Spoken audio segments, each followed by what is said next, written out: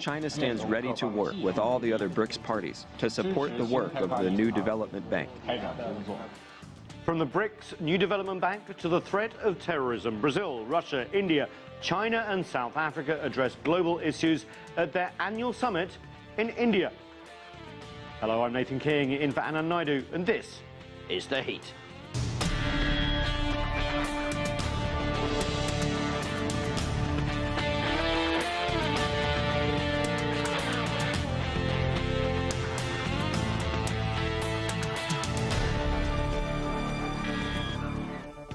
Amid a sluggish global economy and growing threat of terrorism, BRICS leaders meet to discuss how they tackle the challenges they face. CCTV's Shweta Bajaj attended the summit in Goa in India and has this report. The leaders of the BRICS nations, Brazil, Russia, India, China and South Africa, concluded their summit with agreements on key issues of regional and global importance. BRICS has played an active role in shaping the agenda for change and development.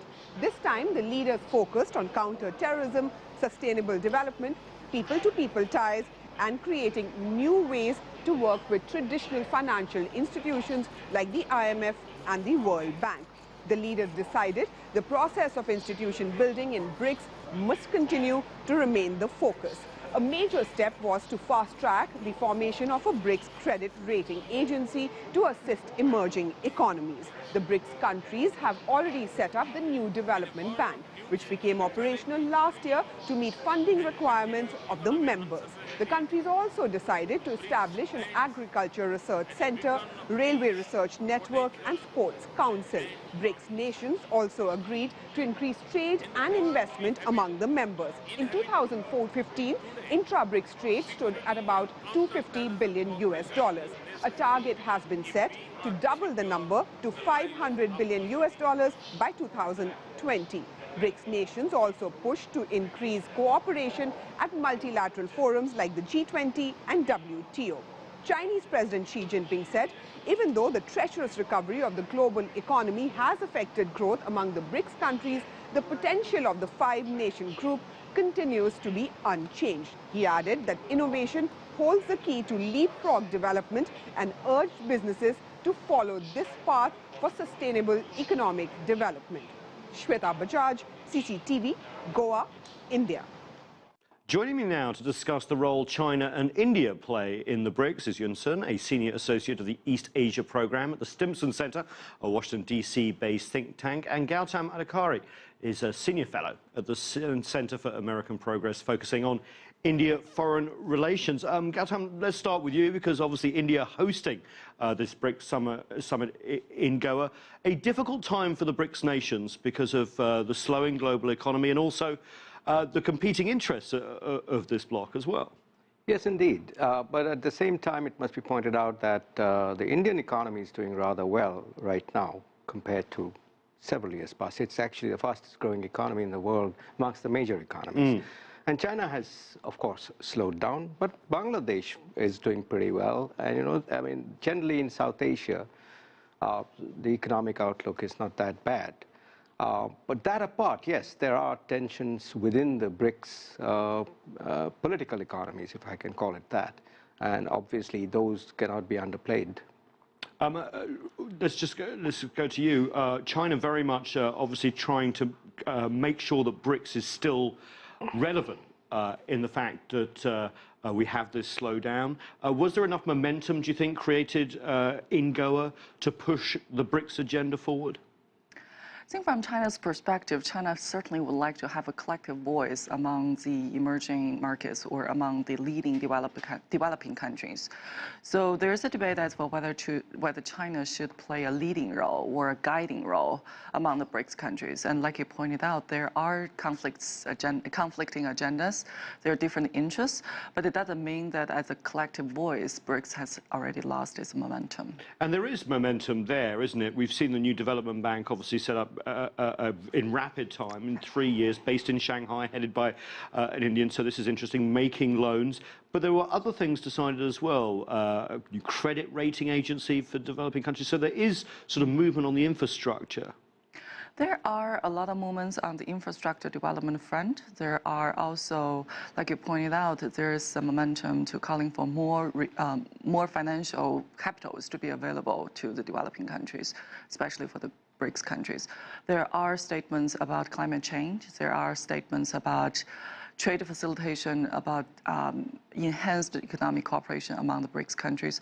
So there are quite a variety of content coming out of Goa. Yes, it's a broad agenda. Let's just have a listen to Chinese President Xi Jinping about the agenda of the BRICS. We have to confront complicated geopolitical factors intertwined with traditional and non-traditional security risks, and also rising global challenges such as terrorism, infectious diseases, and climate change. Gautam, picking up off that, there has been some suggestion that China, as we just heard from Yusun, and India and Russia are mainly in the driving seat when it comes to this cooperation, and Brazil is slightly taking a back seat along with South Africa. I've heard that not BRICS, but RIC. Is that something that you see in this grouping coming apart a little bit, or do you think there's more cohesion? I think BRICS is a far more fluid and dynamic concept right now compared to what it was earlier, and I do think that China and India, I'm not so sure about Russia's, because Russia's interests are less perhaps in the developing world and the Asian scene rather than the West, and its tensions with the United States and its tensions with Europe. Those are separate things that drive the Russian agenda. I don't think Russia it might be keen on maintaining a strong voice in BRICS, but BRICS itself is relatively weak. And speaking of climate change that you were talking about, China and India have both signed on to the climate accord. And that is done, regardless of BRICS or any kind of united voice in BRICS. I mean, that's China and India working together. I mean, these two countries in 10 years' time will be 40% of the world's population, and probably growing in proportion. I'm not sure about that, but still. But they will also be two of the largest economies. China is already, in purchasing power terms, the largest economy in the world. And India is growing rapidly. And so what China and India do together, I think, is perhaps more important, and maybe in the G20 and forums like that, rather than what happens exactly in BRICS nowadays. I'm glad you brought up the China-India thing, because Prime Minister Modi actually set a marker down and said BRICS trade is about 250 billion a year now, wants to get it to 500 billion by in the not-too-distant future, 2020. Do you think that's achievable? I think it's... Considering we're seeing actually a decrease in global trade now. Right, but not decrease as far as India goes, and China, China is poorly performing at 7%, which is a different way of putting it, actually. And China might recover, and then I think China and India, by and large, will be the driving factors within the BRICS countries. The Russian economy depends a lot on certain external issues like oil prices. So right now, oil prices are improving, so Russian economy will be a little better, but it's not in that great a shape. Brazil is having its own problems. So, and South Africa is not in that great a shape either. But China and India, I think, have forged ahead in different ways. And there is a lot of Chinese investment within India. Chinese companies are expected to invest about $20 billion worth. Now that's, I think, a big deal. And I think that economic bilateral relationship with China and India are already they're the biggest economic partners as far as trade goes. I think China has overtaken the United States as India's largest trading partner right now. So I think those are factors that have to be taken into account, and those will count for a lot. Yunsun, Jim O'Neill, who was the economist who came up with the term BRICS, has actually said he's more positive about the BRICS than he's ever been, largely because of China's input. What do you think he means by that, and why is China's input so important at the moment? I thought it was because he came up came up with the term. So he wants to keep it going. He wanted to keep it going. Well, we know that China is faced with its own economic slowdown problem at home, but it doesn't mean that China has been less ambitious coming to its foreign economic cooperation. In fact, there is the argument that now China is looking at foreign markets to stimulate its domestic growth. And when we look at campaigns like the Belt and Road Initiative, a lot of that is associated with China's domestic growth. For example, using infrastructure development to stimulate the absorption of China's overcapacity. Of course, there are certain controversies associated with that outside China as well, like India wondering whether, or India and some African countries wondering whether China will be dumping its overcapacity in their market. So those are issues that need to be worked out. But for China, this going abroad, this foreign economic cooperation is pretty much seen as a future of China's economic growth. So I definitely think there is a lot of momentum from Beijing, from the central government, to use Chinese financing, to use Chinese capacity, and use the Chinese manpower to stimulate this growth. And in terms of foreign policy, particularly with the members of the BRICS, Brazil, South Africa, India, Russia, how does that affect China's foreign policy goals? In terms of China's foreign policy, to have the collective voice among developing countries, especially among the leading developing countries, has always been a key component to China's foreign policy. Because when China looks at the world, they see that there's established discourse by the Western countries, and China, as a newcomer, did not necessarily participate in all the rulemaking. So when China tries to find its partners in international affairs, these emerging markets or developing countries are identified as China's natural partners. So are these economies the can-do economies of the G77, the 132 member grouping that China's been so part of, or a more workable G20 when it comes to sort of developing countries? Coming to developing countries, China definitely has different platforms. If you look at Africa, there's a FOCAC forum. If you look at the leading countries, there's BRICS, and then there's G20, there's G77. But for China, it's not necessarily mutually exclusive. So all these platforms play their distinct role in China's foreign policy. It doesn't have to be one or the other. Cooperation, but also competition, especially between India and China. Before the BRICS summit, we saw President Xi Jinping in Bangladesh. We also are seeing a more tightening of the relationship between Pakistan and China as well, and a closeness of the US and China as well. How's that playing into the BRICS dynamic? Well, I personally think that as far as the BRICS dynamic goes, this concept of a collective voice should be separated from the concept of BRICS, which is more of an economic concept than a political platform, really. Whereas the collective voice that China might want in its foreign policy with the developing countries is China's approach, but it is, as you said, there's competition and there's cooperation. I mean, in Africa, for instance, China and India are in severe competition over influence, both economic and therefore de facto political. They are competing in Latin America.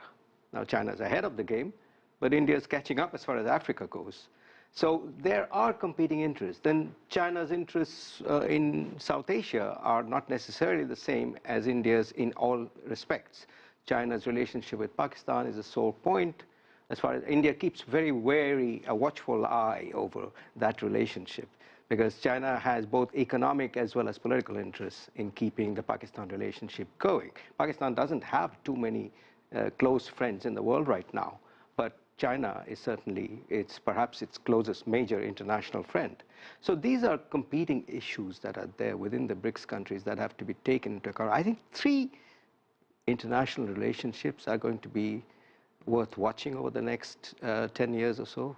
One is, of course, the US-China relationship. I think it's the most important one in the world right now. The second would be the Russia-NATO relationship, which also is getting more and more complicated over things happening in the Middle East and other issues. Yes, of course. And finally, the India-China relationship, for some of the reasons that I cited earlier, that they would be about 40% of the world's population and 2 of the perhaps 3 major economies in the world. And therefore, that counts for a lot. Yunsun, your views on the India China relationship in the context of BRICS and beyond? In the context of BRICS, well, at least from China's perspective, this is a collective voice among developing countries. So China and India definitely have a lot of common interest. They have a converging interest in having that collective voice and to have their common voice in the international affairs. But I also agree with the view that between China and India, there are certainly a lot of issues of contention. When we talked about China's investment plan, infrastructure investment in India, or in South Asia for that matter, there are pushbacks from India because India is concerned about the growing or expanding Chinese influence in the region or in their own country. And what does that mean? Does that translate into political influence in India's domestic affairs? So there are a lot of such concerns. And Pakistan is definitely one of the issues, like the mentioning of counterterrorism in the BRICS announcement, in the BRICS statement this time. We know that India pushed pretty hard to include Pakistan in the statement, but China pushed back. And in the end, I'm sure the statement was a product of compromise. But it also just illustrates that there is a level of strategic distrust between China and India. But this is primarily remained in the political field. So we hope that BRICS as an economic platform would be less of a contention on these issues. Welcome back. We're taking a look at the recent BRICS summit. Joining us now for more on the BRICS summit is Monica Ohuda. She teaches at the Center for Latin American Studies at Georgetown University. And via Skype from London, Io Johnson is the founder and director of Viewpoint Africa. Thanks both for joining us. Monica, let's start with you. Brazil, key member of BRICS, but has been going through a tough time economically, one of the worst recessions in the nation's history. How's that affected the BRICS and Brazil's participation in it? You know, it's a matter of Temer, the new president, reassuring himself, showing himself as the new leader of the country, right? Because he had a very disputed impeachment process, and there are a lot of people in the country that still challenges his presidency. And I think for him, for his government, it was a show of credibility, a show that he's there meaning business, and that he's there to stay, at least to finish Dilma's presidential term. But there's lots of economic differences between the two, correct? Yeah, you know, and fortunately so, because the way that the 6 years in which Dilma stayed in power, you saw a tremendous retrocess in terms of economic performance.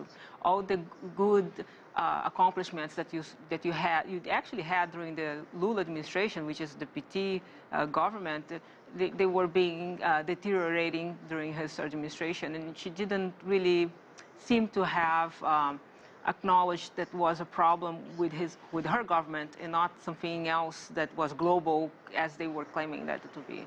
Well, I mean, there's a big debate about that, and 2008, of course, saw the global crisis, and BRICS has really been an institution that's had to weather that more than some. Io, let's go to you. South Africa, the only African nation in the BRICS grouping. It too's had a few economic woes, especially with threats from the credit agencies and stuff like that.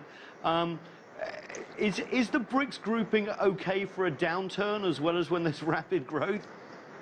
You must take the good with the poor and the rough with the smooth. I'm afraid South Africa has gone through a very, very troubling time in the past few years. The economy has slowed down. Besides, it's been growing slowly, but it's going through a difficult time. Fiscal policy is not working too well. Zuma facing a lot of problems politically. The accusation of corruption still surrounds some of those concerns by the populace, and of course we only saw recently many people are saying that South Africa is still a huge magnet for jobs around Africa itself, and they are clearly a huge draw representing Africa on this massive stage, but not to say that South Africa clearly has many issues, but ultimately I think it's looking at the bigger picture, how it can generate more jobs for its populace, how it can maintain that fiscal policies are at their best, and ultimately how we can continue to grow the economy.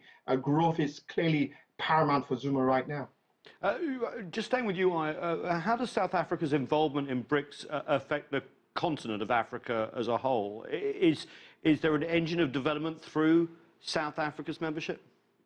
Well, there is always going to be an engine. In fact, they've just signed a huge billion-dollar agreement with China on the automotive industry. But I think key for South Africa right now, it's how does it create jobs? How does it move forward in terms of policy? But ultimately, how does it carry the rest of Africa with it? Because it's true, when South Africa sneezes, the rest of Africa catches a cold. So what happens to South Africa trickles down throughout the entire continent. But yes, South Africa needs to be able to do a lot of bilateral agreements, which it's currently doing with other BRIC members, but ultimately it's about trade.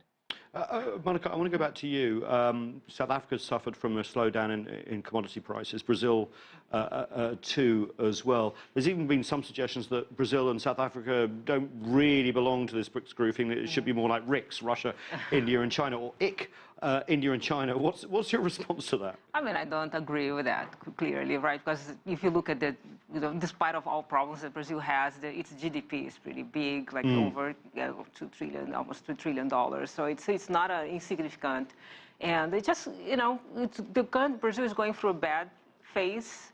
And the nice thing about this government and nice thing about the economies, the mainstream economies in Brazil, is that they know how to get out of this mess, right? In the past, when I was still living in Brazil, like 20 years ago, 30 years ago, when you have that level of financial crisis and the mismanagement of the state machine, people didn't know how to deal with inflation, right? So now there's a consensus. They know exactly what to do. Well, and it's just a matter of time that they're going to put things on track. Well, my follow-up to that would be, what can the other BRICS members do to help the Brazilian recovery? I don't think that they really can do much, right? It's just more a self-created problem that Brazil finds himself, and now they need to get them out of this mess, right? I mean, it's good that they have this forum for exchange of ideas, of promoting trade within them, among themselves. So it's always helpful to have that Brazil diverges itself a little bit from Mercosur and moves and try to look for other partners. So in that respect, it's helpful. But I think it's up to Brazilian people and the Brazilian government to find to get out of the deeper well that they are now. In terms of this grouping, it was first coined by an economist, Jim O'Neill, and it does seem, when you look at it geographically, very dispersed. But there are values in terms of the global South and wanting to have a different international economic architecture. Do you see that being achieved in this time of economic uncertainty, especially when it comes to South Africa and the rest of the continent? Well, that's just the word, uncertainty. The global slowdown doesn't help. Uncertainty with economies worldwide, which South Africa would need to trade with, including all the BRIC nations.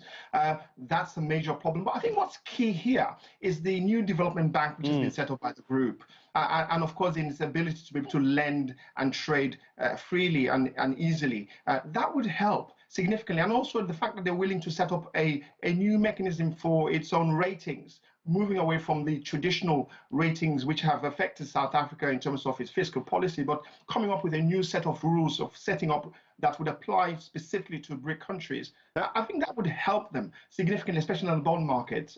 So I think South Africa is gearing up for the long term. It understands the challenges facing the world today in terms of a slowdown. It knows it needs to be able to trade and build up on that trade with Africa and the rest of the world, but more so among its fellow BRIC countries of Brazil, India, China, and Russia. But ultimately, I think South Africa is clearly keen to be able to work closely with all those individuals to be able to make sure it works. I'm glad you mentioned the credit rating agency, because this is really key for a lot of developing countries, especially South Africa. A little bit of a history. South Africa has had some real problems with the big US credit rating agencies, Standard & Poor's, Fitch, Moody's. There's been a lot of domestic press about how they're unfair to developing countries. Do you think a credit rating agency based amongst the BRICS countries could do better? And also, will it be recognized by the global financial system that recognizes these big three American institutions? Well, why not? Because they're a massive block onto their own. And if they're coming with a new agency, which would say, well, fair enough, our debt, because every country's got debts, and of course the BRICS nations have their debts. If those debts can now be made available in the bond market for other people to buy that debt and then recycle that back in, then that's huge opportunity because some of these other agencies haven't really, they've downgraded the South African economy, which hasn't helped. It's affected confidence with investors. And I think if South Africa, Brazil, India, China, and Russia can come up with their own and say, well, even if others don't buy into our stake, even if others don't relate to what we're doing, even if they don't have the confidence, we're saying we've got a rating which says otherwise. Monica, last word on, I'd like you to pick up on the ratings agency, but also the new development bank, because of course that's big on infrastructure loans, along with other institutions, which of course Brazil has utilised in the past. Yeah, first on the credit ratings, I think that more competition is always good because you have a lot of power on these three major agencies. Yes, exactly. But just you have three agencies that really, and they have had their problems in the past, not only assessing countries but assessing companies as well. The housing crisis here, Enron is one case. But I'm a bit skeptical about having one credit agency being created by these countries. I would prefer to be a more neutral party. Because in the end, investors are going to be concerned about saving their money, securing their money, and they want to have returns on their money, and so they can come up with any credit agencies they want. But if they're not credible, right, you're not going to have investors are not going to use it. Point taken on the new development bank and infrastructure loans between. I think it can be helpful, especially for South Africa. But I know that China is investing. Aside from the development bank, they have their own investment policy, and in Latin America and Brazil has benefited a lot. And in the last wave of investments they have made in Latin America, the focus has shifted a lot to building infrastructure.